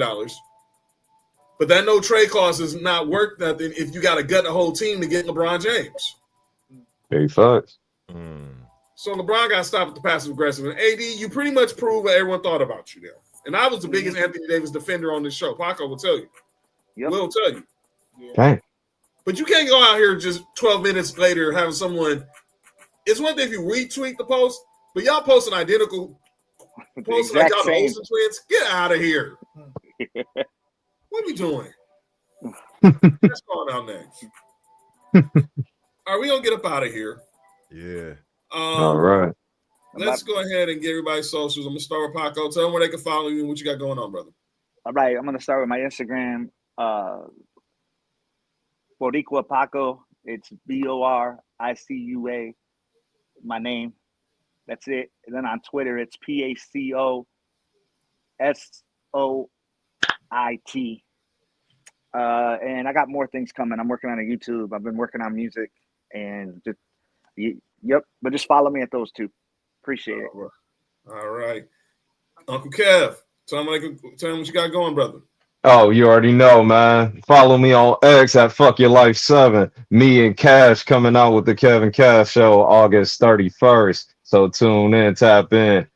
And Humble Roses podcast every Wednesday at 7:30 EST. Catch me talking all that trash and delivering always on time. And thanks for having me on, my brother. I appreciate it. You will be back. You will be back. Oh, I ain't coming back with the other guy though. No, you come back though. CCS open door invitations. You already know what it is. And thanks for having me too. Oh, thanks for having me. Yeah, it's been a minute. And troublemaker.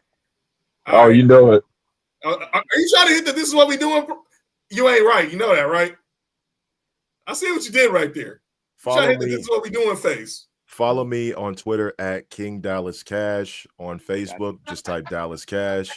Humble Roses Pod on Instagram and TikTok.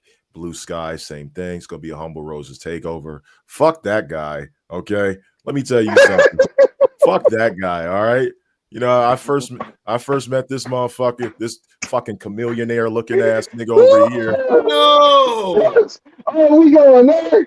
Okay, all right, fuck it. All right, we gonna give y'all a little preview of the Kevin Cash Show. Yeah, we gonna get our preview. How the fuck I met this motherfucker? We was arguing over the same bitch on MySpace.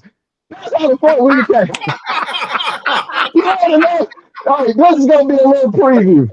Now, when I tell you, I was talking to this one chick. I got to get my Uncle Kev on. Hold on. I said, yo, baby, what's going on? He said, no, it's somebody else. It's this dude named Inspiration. I said, who's Inspiration? And then here comes Dallas. Hey, my name is Inspiration. How you know this girl? I said, I don't even know you, brother. But I kind of like your style. I see how you be pimping. And then that's how we became friends, man. I don't know how that happened. And then to make matters worse, I was at the IX Center, the indoor amusement park. No. Fuck that. We doing this. This is what we doing. Okay? This is what we. This is us. Right? I see this nigga. Paco, you know what it is. Hey, John, Will, this nigga had a big ass lemonade cup this size. Was drinking it. Yo, it was so damn big. He had the bucket fitted. That's how they sell it. You could stick a bone or an apple in that motherfucker, and it wouldn't get tight. And I was like, yo, ain't your name Kev? It was like, hey, what's up, man? You know what I'm saying? It was all good, man. Took a sip of his lemonade. Hey, what's up, bro? Yeah, he hit that shit like he was smoking. I'm like, nigga, that's a drink. Hey, I resent that, man. Chill out. He had like pretzel crumbs on his shit. He was like, yeah, I've been tapping with you on MySpace. I ain't hear from that nigga for 2 weeks. I ain't hear from that nigga for 2 weeks. 2 weeks off air. I didn't hear that's just a little bit of the Kevin Cash Show, man. August 31st, man. We got so many stories, man. So many. I'll be tuning in. Will, WHEL, and hit up No Rules Podcast, RULEZ Podcast. Every Wednesday night, Instagram Live. It's We gonna get up out of here. We gotta talk. We gotta finish off some storytelling with Uncle Kev after the show. Yeah, I got stories, man. And definitely check me out tomorrow. Me, Trail, Nessa, JoJo. We're gonna have the Triple Mania watch along 6:00 Pacific, and we are going to be gone. This has been another great episode of Sports4U. I'm John. That's Ill Will, Paco, Dallas Cash, Uncle Kev. We'll see y'all next Tuesday for the South guys.